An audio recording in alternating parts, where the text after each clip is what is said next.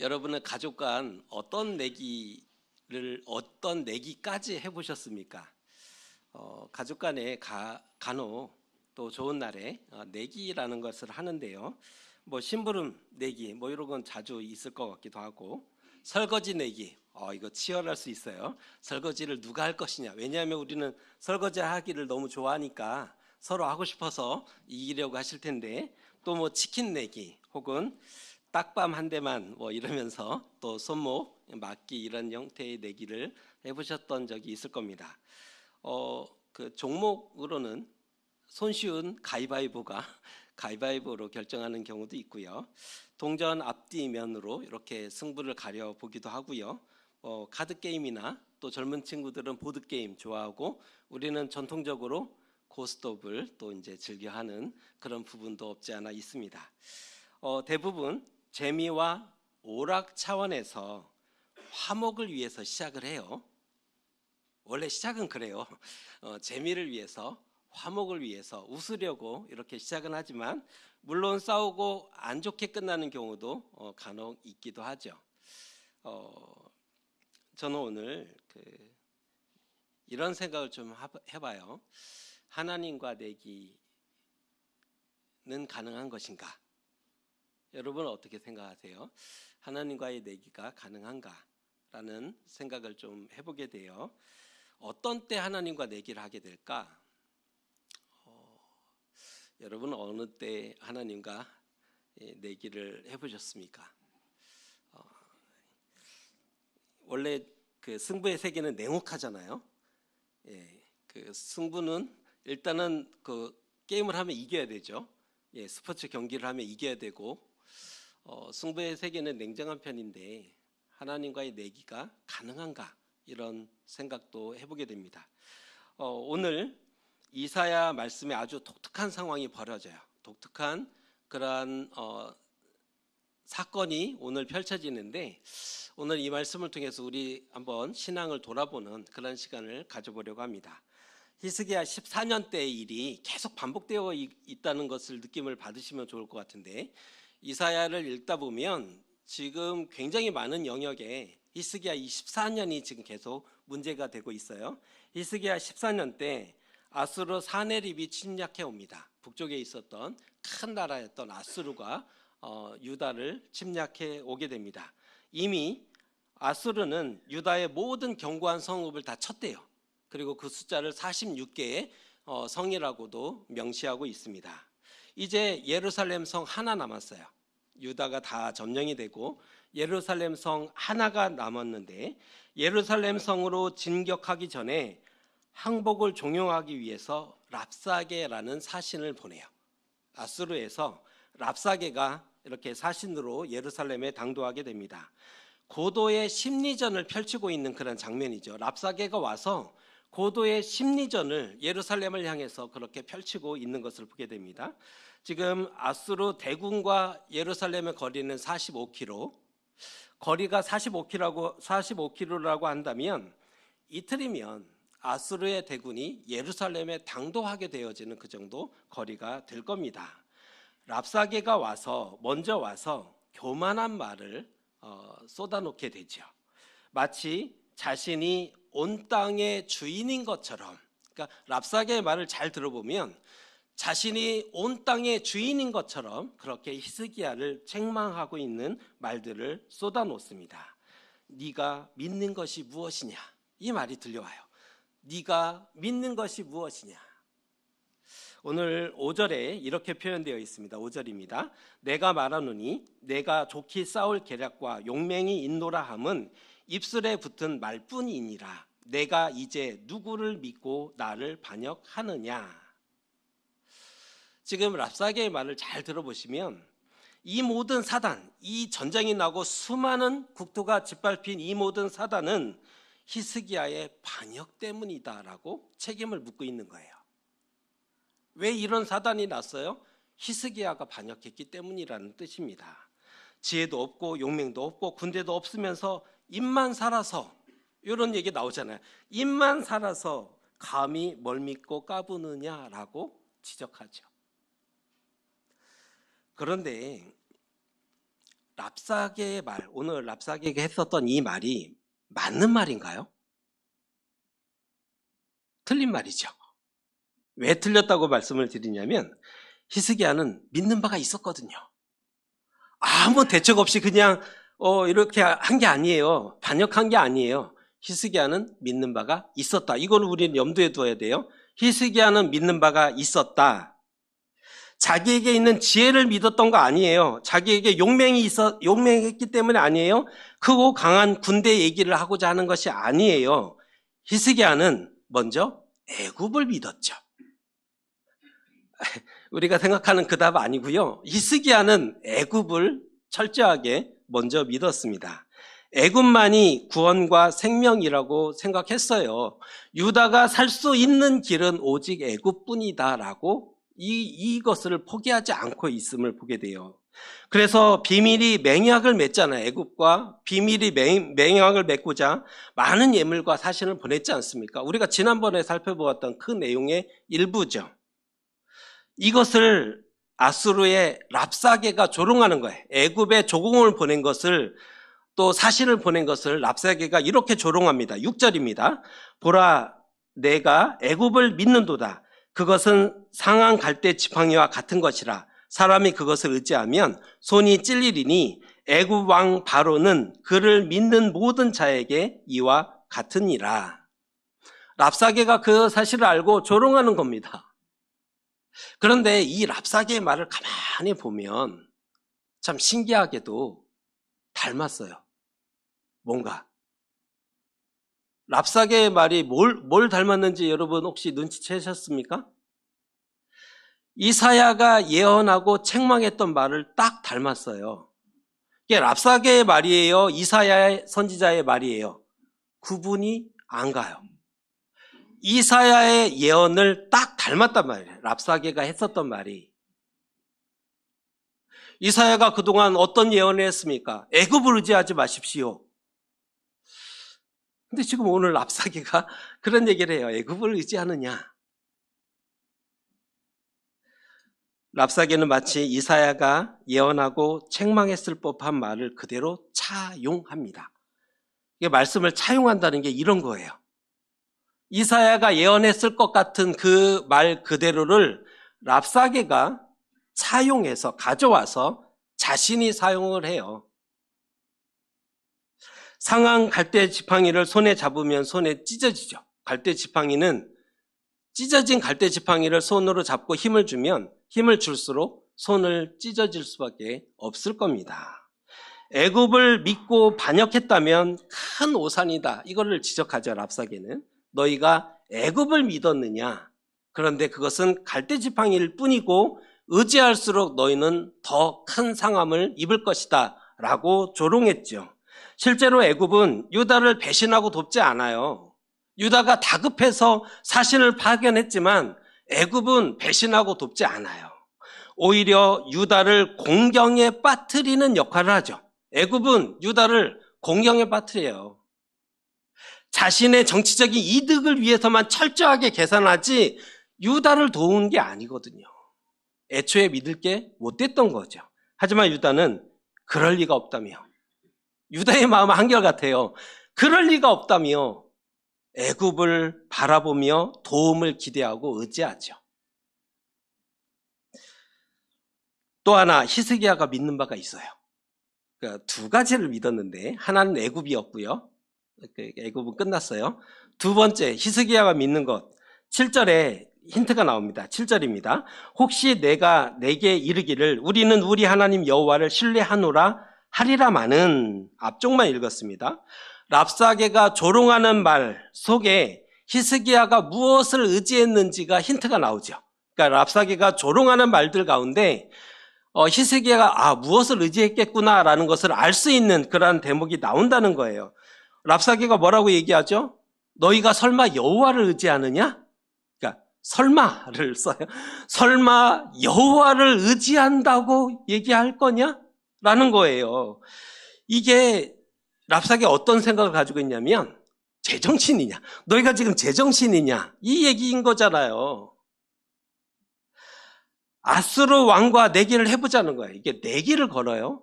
아수르 왕과 한번 내기를 해보자. 말 2,000피를 주어도 너희가 탈자를 내지 못할 거다. 그리고 부하 중에 작은 장관 하나도 너희가 상대하지 못하는 수준 가지고 감히 반역을 행했느냐, 꾀했느냐, 이렇게 책망하고 비웃고 있는 겁니다. 그런데 정녕 히스기야는 여호와를 믿었기 때문에 반역했습니까? 라고 물을 때 대답을 할 수 없다는 거예요. 이게 더 마음이 아프지 않습니까? 진정 여호와 하나님을 믿고 그 믿음이 있어서 아수르를 반역한 게 맞습니까? 라고 묻는다면 대답을 할 수 없어요. 하나님이 아수르를 심판하실 것이다. 이사야가 예언했죠? 그 말을 믿었느냐? 아니에요. 믿지 못했어요. 유다를 여호와 하나님께서 보호하시고 지켜주실 것이다. 이 말을 믿었느냐? 아니에요. 그 말을 믿지 않았어요. 그동안 살펴본 바는 유다 땅의 믿음 없음을 지속적으로 책망받죠. 이사야 선지자를 통해서 유다 땅의 믿음 없음을 지속적으로 책망을 받아요. 왕과 백성 동등하게. 히스기야의 종교개혁이 지나갔어요. 히스기야의 종교개혁이 정말 역사적으로 단 2번 있었던 종교개혁이 있지 않습니까? 히스기야 때, 요시야 때. 지금 요시야는 다음의 일이고, 지금 앞서 있는 히스기야 때 유다 땅에 전설적인 정말 종교개혁이 시행이 됐어요. 그러나 예배 회복이 되지 않아요. 종교개혁이 시행되었는데 예배 회복이 되지 않아요. 백성들이 여전히 하나님을 섬기지 않는 거예요. 하나님께 예배하는데 나오지 않아요. 명절인데 모이지 않아요. 종교개혁이 지나갔는데 예배 회복이 되지 않아요. 믿음이 들어가지 않았던 거죠. 당시는 우상숭배와 여호와 신앙이 공존합니다. 그러니까 우상숭배와 여호와 신앙이 공존하는데 같아요. 같은 수준이에요. 그러니까 여러 신 중에 하나님도 그냥 존재하는 거죠. 그러니까 하나님이 유일신인데 유일하신 하나님을 섬기는 게 아니라 여러 신들 중에 하나로 여호와 하나님을 섬겨가는 시대예요. 공존해요. 공존. 그런데 더 문제는 도화기가 돼요. 도화기. 혼합신앙이에요. 누군가를 여호와를 바르게 섬기고 누구는 우상을 섬기고 이게 아니라 도화기가 돼서 요 신도 섬기고 그게 더 좋대? 이것도 갖고 오고 모압에 갔더니 모압에도 그런 신이 있대네? 갖고 와요. 암몬에 갔더니 이 신도 있대네? 갖고 와요. 여호와도 버리지 않아야지. 이거 다 더해요. 다 가져와요. 많으면 많을수록 좋은 거다라는 이게 혼합신앙의 문제가 되어버리죠. 무분별한 민간신앙까지 더하기가 돼요. 민간신앙이라는 무속과 관련된 것들이 더하기가 되는 거예요. 혼란이 가득해요. 그러다 보니까 한 시대를 말하는데 긍정의 요소와 부정의 요소가 같이 언급되는 거예요. 그러니까 히스기야는 선한 왕이죠. 유대 역사상 히스기야 왕처럼 선한 왕이 없어요. 그런데 히스기야 시대를 설명하는데 선함과 악함이 같이 공존하는 거예요. 종교개혁을 단행했던 믿음 좋은 히스기야도 있어요. 애굽을 의지한 어리석음 히스기야도 나타나요. 그 시대예요. 같은 시대예요. 그리고 백성의 타락과 무질서도 그대로 나타나죠. 그러니까 이 시대를 평가할 수가 없는 거예요. 뭐라고 평가할 수 있을까요? 하나님을 섬겼다라고도 할 수 없어요. 섬기지 않았다라고 얘기할 수도 없어요. 히스기야는 열왕기에서 석장의 분량을 가져가요. 굉장히 큰 인물이에요. 열왕기에 석장의 분량을 기록하고 있어요. 주로 다뤘던 내용이 아수르와의 전쟁, 오늘 벌어졌던 아수르와의 전쟁이 나타나고, 그가 몸이 아팠다가 치유받은 사건, 그 사건이 나오고, 병이 고침받자 바벨론에서 사신이 파견 왔다가 돌아가는 사건, 요 세 가지 사건이 주요하게 다뤄져요. 11개에서. 그런데 오늘 읽었던 이사야에서는 넉 장의 분량을 가져가요. 히스기야가 넉 장의 분량을 가져오면서 11개에서 다뤄졌던 모든 내용이 이 이사야에서 그대로 반복되고 더 자세하게 다뤄져요. 근데 이상한 것은 이사야는 선지서죠. 역사서가 아니에요. 이사야는 선지서입니다.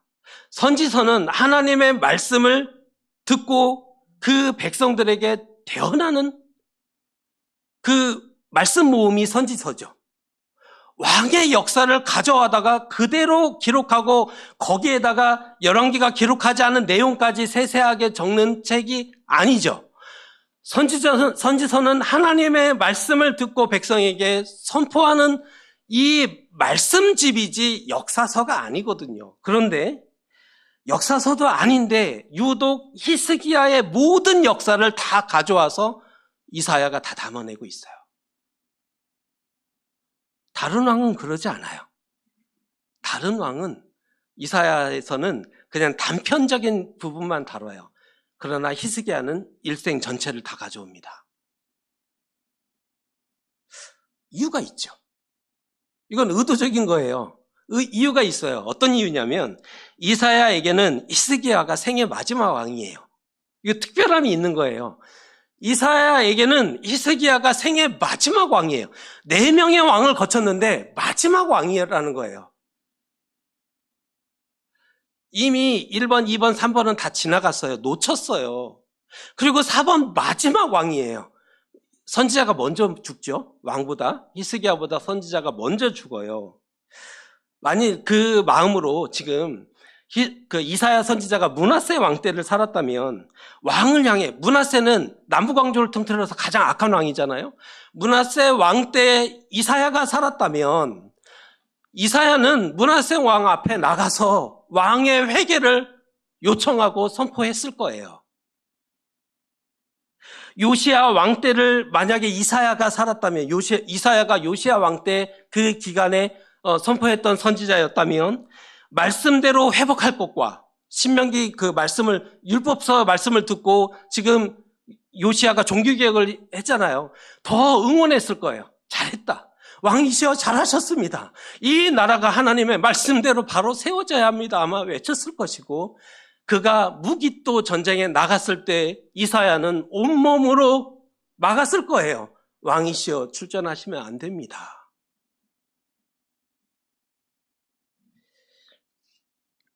이사야는 자신에게 마지막 왕이었던 히스기야가 우시야와 요담과 아하스 왕과는 달리 그 왕을 놓쳤단 말이에요.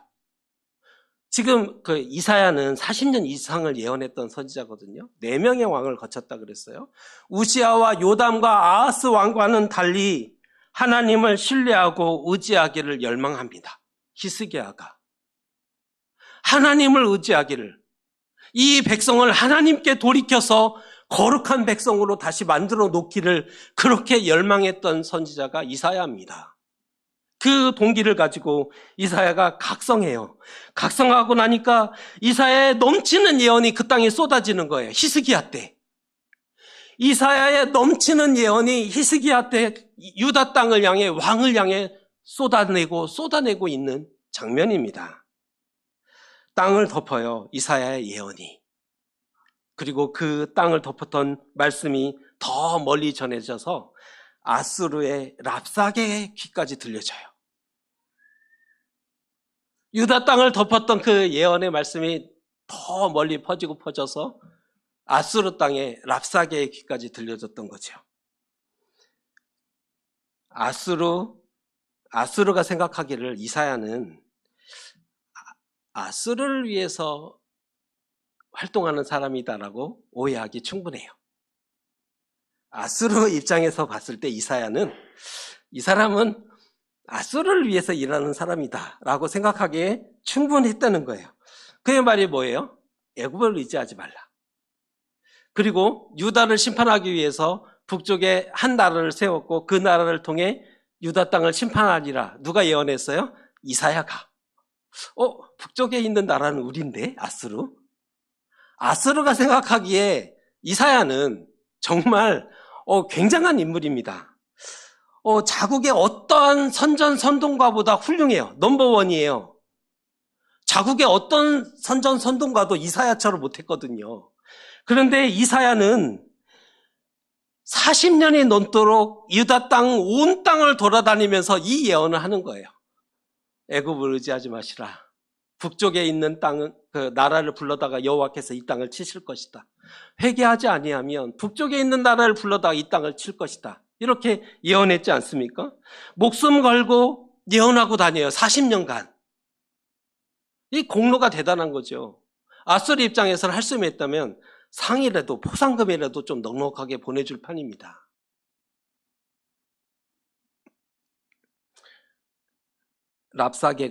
아수르의 랍사게가 이사야의 말에 감명을 받아요. 감동해요. 그리고 결국은 이런 말을 선포하게 되죠. 10절입니다. 한번 같이 읽어보겠습니다. 내가 이제 올라와서 이 땅을 멸하는 것이 여호와의 뜻이 없음이겠느냐? 여호와께서 내게 이르시기를 올라가 그 땅을 쳐서 멸하라 하셨느니라 하니라. 아멘. 이 말은 좀 애매하죠. 이 말이 누구의 말일까요? 이 말 누구 말이에요, 진짜? 이사야의 말이에요? 예언이에요? 랍사게의 말이에요? 하나님의 말씀이에요? 10절의 말씀은 누구의 말일까? 그런데 먼저 여호와께서 직접 랍사게에게 말씀하셨을까요? 그거 아니죠. 아수르의 랍사게에게 여호와께서 짜잔 나타나셔서 이렇게 명하노니 가서 유다를 쳐라 그러지 않으셨을 거예요. 이 말은 하나님 말씀이 아니에요. 이 말은 이사야의 예언이 아니에요. 이사야의 예언을 차용한 말이죠. 랍사게가 이사야의 예언을 들었어요? 알았어요? 감동을 받았어요? 갖고 왔어요? 차용해요. 이사야의 예언을 차용했고 자기 식으로 바꿔낸 말이죠. 이 말은 이사야가 한 말인데 그 말을 차용했어요. 가져왔어요. 그리고 자기 식으로 바꿔낸 랍사게의 말이죠. 사람의 말이에요. 랍사게는 하나님의 이름을 빙자해서 딱 요거죠. 하나님의 이름을 빙자해서 자기 입맛에 맞는 대로 말씀을 가감해요. 이거 굉장히 두려운 건데 랍사게가 그 일을 해요. 하나님의 이름을 빙자해서 자기 입맛에 맞는 대로 가감해요. 마치 그것이 하나님의 뜻인 것처럼 호도해요. 마치 그것이 하나님의 말씀인 것처럼 호도해요. 바로 이것을 하나님이 진노하시고 책망한 거예요. 이걸. 물론 아수르의 교만과 랍사게의 교만이 있죠. 하나님을 무시한 것. 지금 12,000필 내고 탈자를 내느냐 못 내느냐 이게 중요하지 않아요. 아수르의 부하 정권 하나를 상대할 수 있느냐 상대할 수 없느냐 이 문제가 아니에요.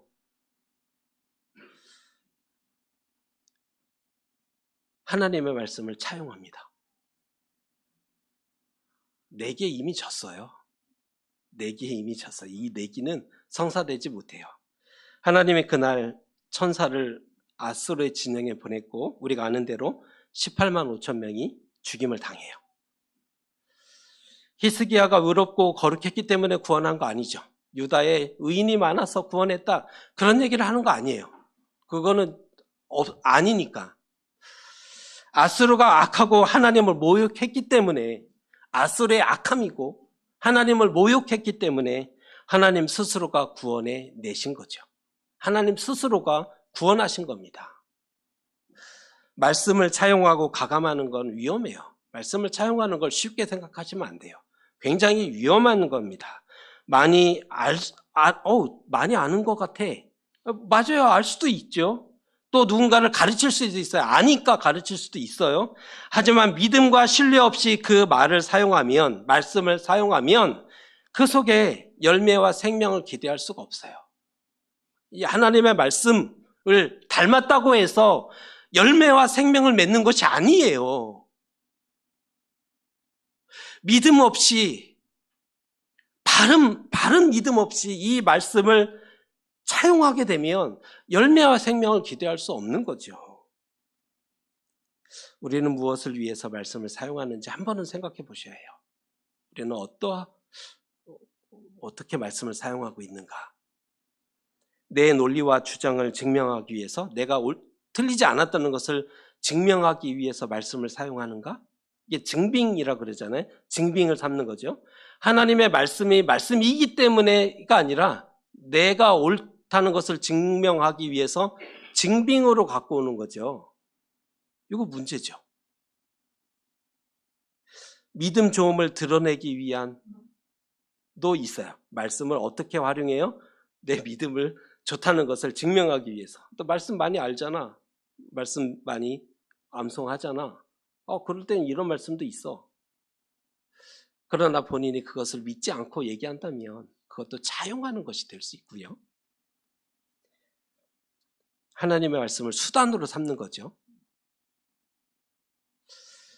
아니면 하나님을 사랑하고 하나님 나라와 생명을 살리기 위해서 우리는 그 말씀을 사용하고 있는가? 하나님을 사랑하기 때문에 하나님 나라와 생명을 생각하며 그 말씀을 사용하고 있는가? 무엇을 보면 알 수 있냐면 우리 얼굴 표정과 삶을 보면 알 수 있어요. 어떻게 사용하고 있는지를. 무엇이 나타나요? 얼굴 표정과 삶을 보면 알 수 있다는 거예요. 하나님 나라가 있다면, 하나님 나라가 안다면, 하나님 나라를 안다면, 하나님 나라를 믿는다면 보통은 먼저 가는 게 정상이죠. 먼저 간다고요. 그리고 평안과 기쁨에 들어가요. 그 하나님 나라의 평안과 기쁨에 들어가요. 그리고 그것을 빼앗기지 않아요. 그게 참인 걸 알고 있기 때문에. 먼저 된 자를 보면 하나님이 살아계신지 알 수 있어요. 먼저 믿은 자를 보면 하나님이 살아계신지 알 수 있어요. 먼저 믿은 자를 보면 하나님 나라가 있는지 알 수 있어요. 그래서 믿는 자의 얼굴에는 책임이 있는 거예요. 여러분 지금부터 얼굴에 미소를 살짝 힘드셔도, 삶이 많이 지치고 어려우셔도 얼굴에 살짝의 미소를. 믿는 자의 얼굴에는 그만한 책임이 있는 거예요. 먼저 믿은 내가 하나님이 없는 것처럼 표정 지으면 하나님이 없다는 것을 증명해 보이는 거예요.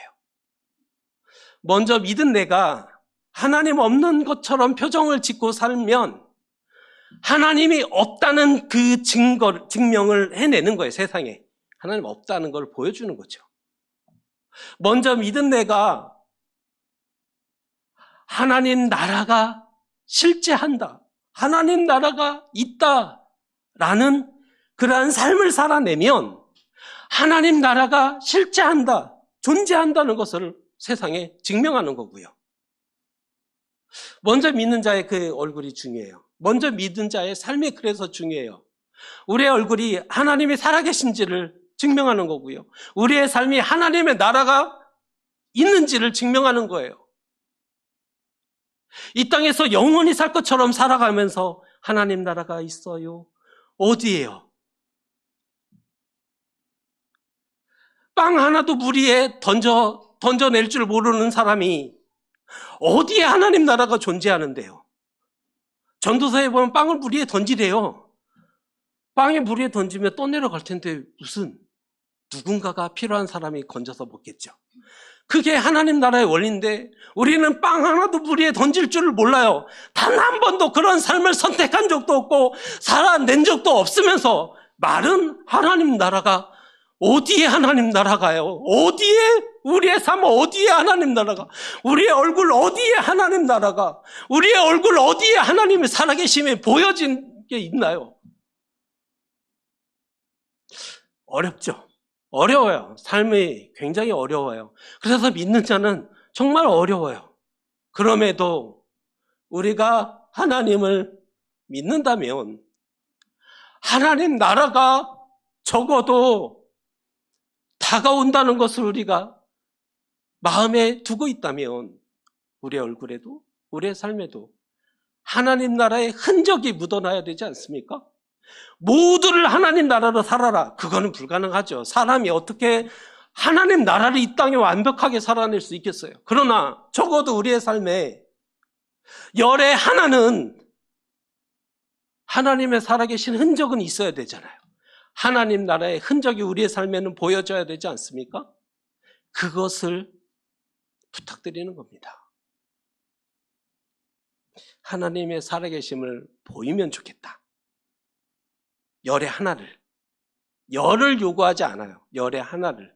우리의 삶에 선택의 많은 선택 중에 그 하나는 하나님이 살아계시다라는 것을 적어도 증명해낼 수 있는 그 하나, 하나님 나라가 실제한다. 그것을 증명해낼 수 있는 열의 하나. 그랬으면 좋겠어요. 2024년은 지나가지만 2024년은 그랬으면 좋겠어요. 다시 도전하고 노력했으면 좋겠어요. 힘내셨으면 좋겠어요. 싸워간다는 게 세상과 싸워간다는 건 쉬운 건 아니죠. 그러나 그 중에 하나는 하나님을 위해서, 하나님 나라를 위해서 선택해보고 증명해내는. 세상은 우리를 봐요. 세상은 믿는 사람을 봐요. 하나님을 보지 못하고 믿는 사람을 봐요. 하나님이 있는지. 하나님 나라를 많이 얘기하는데 우리의 삶을 봐요. 우리의 삶에 하나님 나라가 없으면 그들은 알아요. 하나님 나라가 없구나. 저들이 사기치는 거구나. 그래서 우리가 중요해요. 믿는 우리가. 잘 믿어야 되겠죠? 잘 살아야 되겠죠? 어려워요. 현실이. 하나님과 내기하고 싶을 때 있을 겁니다. 왜 없겠어요? 그런데 이기면, 하나님 이기면 어떻게 되는지 아세요? 하나님 무시하게 되겠죠. 그리고 세상에 가 있을 거예요. 왜요? 내가 맘만 먹으면 이길 수 있는 하나님을, 내가 맘만 먹으면 좌지우지할 수 있는 하나님은 쉬운 존재거든요. 우리도 맘만 먹으면 좌지우지할 수 있는 가까운 것들이 있어요. 믿어요? 내 인생과 삶을 맡길 수 있나요? 안 되죠. 그래서 하나님을 그렇게 쉽게 이겨버리면 세상에 가 있게 되는 거예요. 그러면 지면 일어설 힘을 완전히 잃어요. 완전히 무너져 버리는 거죠. 이겨도 문제고 저도 문제예요. 그럼에도 우리는 원하는 게 있을 때, 가지고 싶은 게 있을 때, 얻고자 하는 것이 있을 때 대들고 때로는 무모한 내기를 고집하죠. 이게 딱 사람이에요. 사람은 그래요. 얻고 싶은 게 있을 때, 가지고 싶은 게 있을 때 이게 아니면 안 된다는 그런 생각에 꽂혀서 대들죠. 내기합니다. 고집해요. 시위하죠. 거의 시위 수준인 거죠. 하나님께 화가 나 있어요. 우리는. 하나님께 화가 나 있다니까요. 원하는 대로 안 돼서, 못해서. 화를 좀 푸셔야 되겠습니다. 화를 좀 푸시면 좋을 것 같아요. 하나님께 왜 이렇게 화가 나셨어요? 화를 좀 푸셨으면 좋겠습니다. 이제 그만. 2024년입니다. 끝주. 이제 그만 하나님과의 화를 풀고 다시 약속을 믿고 순종하는 길을, 이것도 선택이거든요.